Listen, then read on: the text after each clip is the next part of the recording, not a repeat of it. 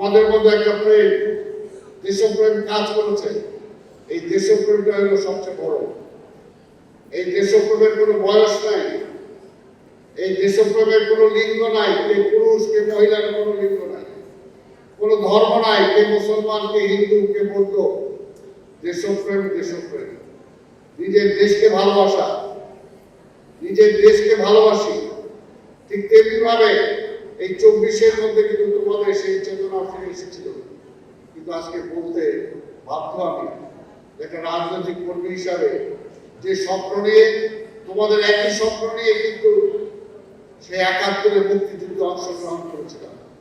সেই সময় স্বপ্ন দেখতাম যে দেশ স্বাধীন মুক্তিযুদ্ধ যখন করি, সেই যুদ্ধকালীন সময় মাঝে মাঝে বিকেলে বসে ভাবতাম যে দেশটা কবে স্বাধীন হবে, ঢাকা শহরে ফিরে যাব, আত্মীয় স্বজনের কাছে ফিরে যাব, বন্ধু বান্ধবের কাছে ফিরে যাব, এই দেশে আর কোনো আন্দোলন হবে না।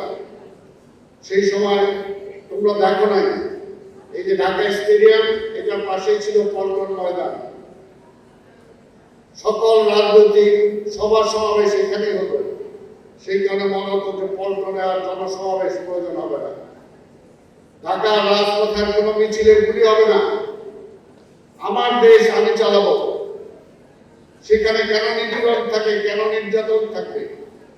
কিন্তু দুর্ভাগ্যের বিষয়, দেশ স্বাধীন করেছে 50 বছরেরও বেশি হয়েছে, কিন্তু এখনো সেই স্বপ্ন স্বপ্নই রয়ে গেছে।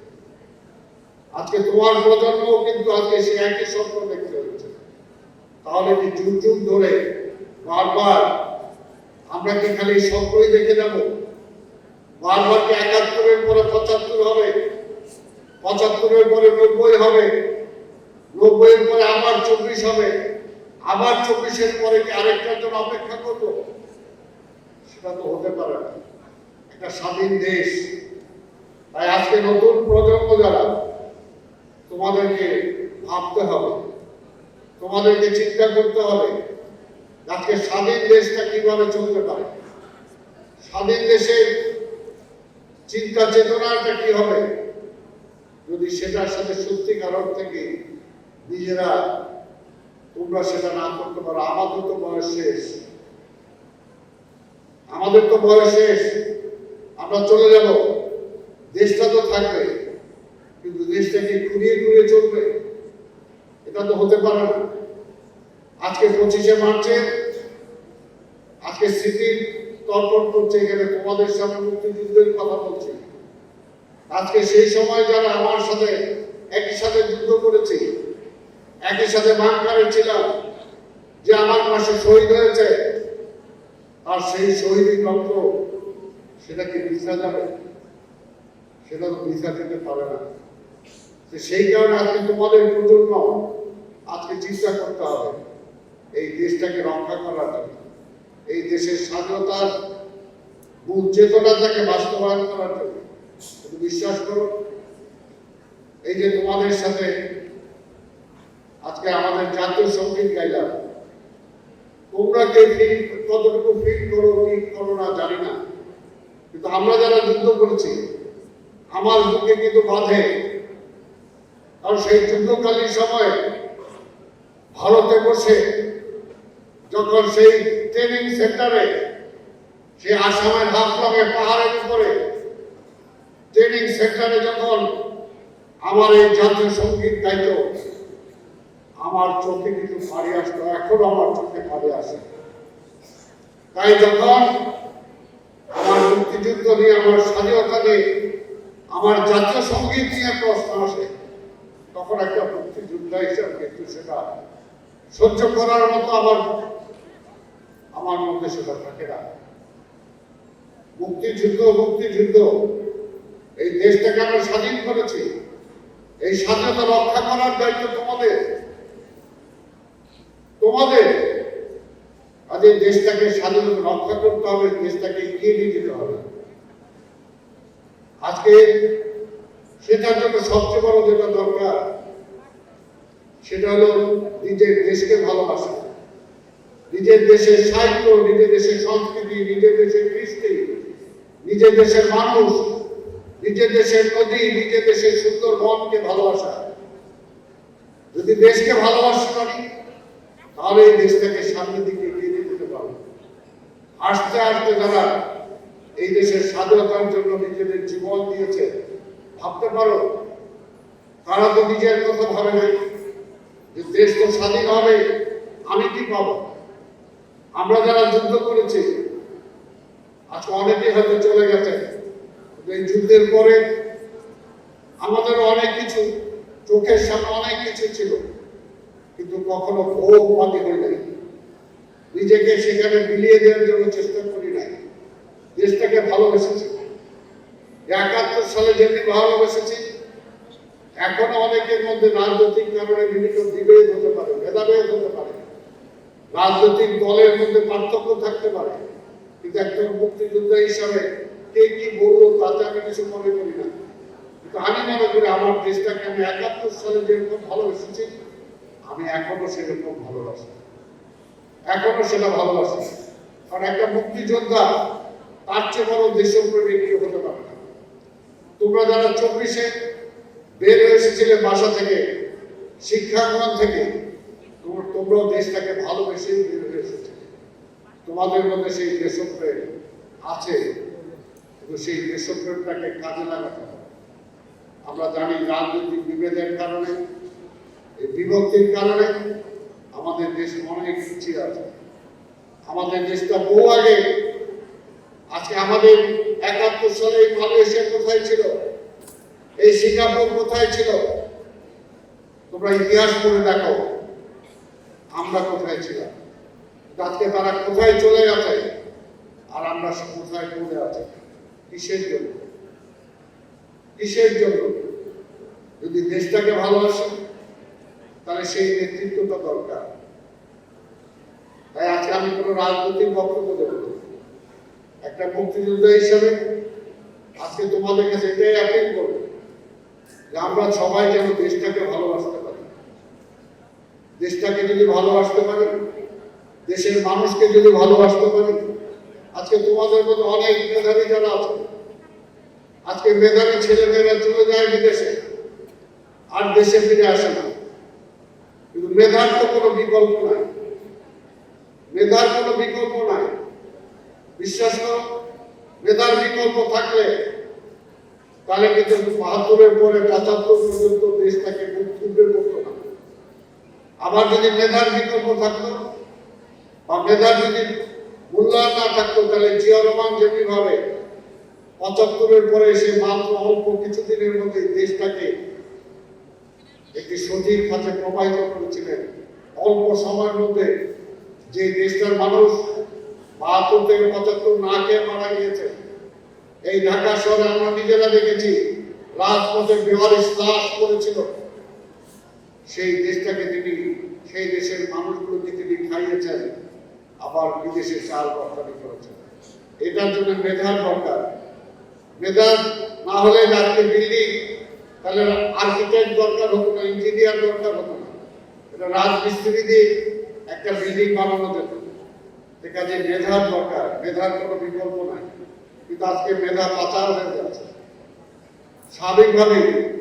আজকে তোমরাই তো সেটা, সেই ভিকার স্কুল বাংলাদেশে নাম্বার 1 স্কুল, এখান থেকে সব মেধাবীরা বের হয়। এই মেধাবীরা যদি আজকে দেশপ্রেম যদি দুইটা, একদিকে মেধা আর একদিকে দেশপ্রেম, এই দুইটার যদি সমন্বয় ঘটে তাহলে বাংলাদেশ এই পর্যায়ে করে থাকতে পারে না, করে থাকতে পারে না, এটা আমি বিশ্বাস করি। যে সেই কারণে মেধাবী এবং দেশপ্রেমী এটা সমন্বয় ঘটাতে হবে।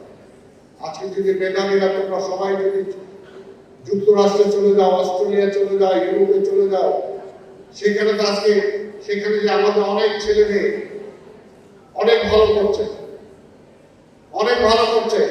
পৃথিবীর সর্বোচ্চ বিল্ডিং একটা বাঙালি ইঞ্জিনিয়ার বানাচ্ছে, তাহলে আমার বাংলাদেশে কেন পারবে না? ওই যে বললাম, এইখানে আমাদের রাজনৈতিক বা বিভিন্ন কারণে হয়তো অনেকে হতাশ হয়ে বিদেশে চলে যাবে, কিন্তু হতাশ হলে চলবে না, হতাশ হলে চলবে না। এই দেশটা আমার, এই দেশটা আমাদেরকে গড়ে তুলতে হবে।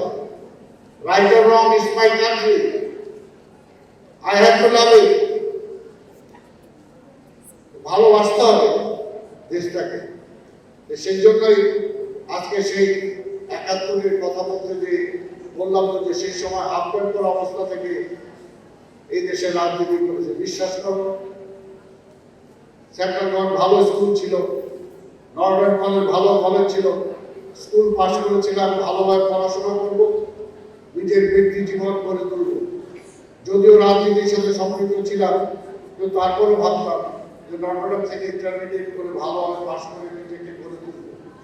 কিন্তু মুক্তিযুদ্ধ এসে আমার জীবনটা নড়বড় করে দিল। নিজের কথা ভাবতে পারি নাই, নিজের কথা ভাবতে পারি নাই।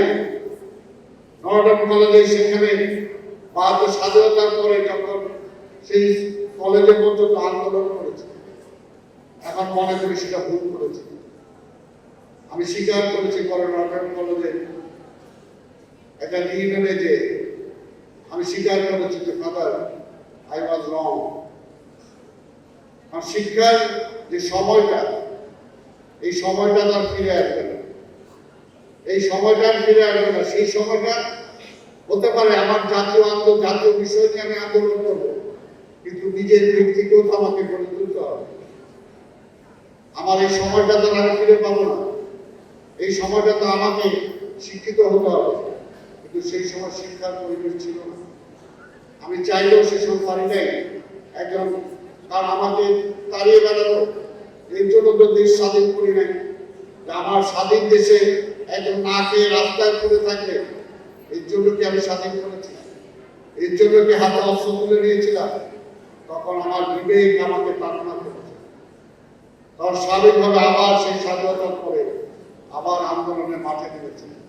সেই মাঠে নামার কারণে হয়তো আমার ব্যক্তি জীবন ক্ষতিগ্রস্ত হয়েছে, কিন্তু রাষ্ট্রের জন্য আমি দায়িত্ব পালন করেছি। আমি অন্তত সেটা বলবো। সেই কারণে বলবো, আজকে তো স্বাধীন দেশ, স্বাধীন দেশের ছাত্র রাজনীতিও সে একই ধাঁচে হতে পারে না, একই ধাঁচে হতে পারে না। সেটা তো পরিবর্তন আনতে হবে। উপনিবেশিক বিরোধী আন্দোলন করতে গিয়ে আমরা যারা যা করেছি এখনো তোমাদেরকে তাই করতে হবে, সেটা তো হতে পারে না। সেটার জন্য সবকিছুতেই পরিবর্তন আনতে হবে। দেশকে যদি আমি ভালোবাসি, দেশকে যদি গড়ে তুলতে চাই, নিজের মেধাকে যদি কাজে লাগাতে চাই, মেধাকে তো কাজে লাগাতেই হবে, কাজে লাগাতেই হবে। যাই হোক, আমি বক্তব্য দীর্ঘায়িত করবো না, তোমাদের সামনে বেশি কথা। আর তোমরা সবাই বিশ্বাস করি যে তোমরা এই বয়সে হয়তো আমার চেয়ে হয়তো বেশি বুঝবে, তোমাদের সেই মেধা আছে, সেই বিবেক আছে, সেই বুদ্ধি আছে। কাজে তোমাদের সেই মেধা, সেই বিচক্ষণতা, সেই বুদ্ধি দিয়ে তোমরা নিজেকে গড়ে তুলবে, পাশাপাশি দেশটাকে গড়ে তুলবে, এটাই আশা করি। আর মুক্তিযুদ্ধের সেই চেতনা, সেই স্পিড দিয়ে আমাদেরকে এখনো সামনের দিকে এগিয়ে যেতে হবে, এখনো সামনের দিকে এগিয়ে যেতে হবে। তাহলে সম্ভব এই দেশটাকে আমরা আজকে সারা বিশ্বে প্রতিযোগিতামূলক বিশ্ব, এখানে যে ফিটনেস সেই দিকে থাকবে। আজকে পৃথিবীতে যে দেশ তার সেই সমস্ত কিছু অর্জন করতে পারে সেই দিকে থাকবে। এখানে আমাদেরকে বাংলাদেশকেও নিজের শক্তি মহিমাতে আমাদেরকে সামনের দিকে এগিয়ে যেতে হবে। কারো দয়ায়, কারো তালে আমাদেরকে টিকে থাকা দরকার নেই। আমরা নিজেরা নিজেদের পায়ে দাঁড়াতে পারি। আমাদের সেই সম্পদ আছে, আমাদের যে মানব সম্পদ, এটা একটা বিশাল সম্পদ, এটাই বিশাল সম্পদ। এই সম্পদটাকে যদি আমরা ঠিক মতো কাজে লাগাই, তাহলে কিন্তু আমরা বাংলাদেশটাকে সামনের দিকে এগিয়ে নিয়ে যেতে পারবো। যাই হোক, আমি অনেক বক্তব্য দিলাম। আজকে এই ছুটির সময় তোমাদেরকে আপনারা এই সময় হয়তো ছুটির মধ্যে নিয়ে এসেছেন, তোমরা অনেক হয়তো রাগও করেছো আজকে কেন আমরা ঈদের ছুটিতে আছি, কেন আমাদেরকে নিয়ে আসতো।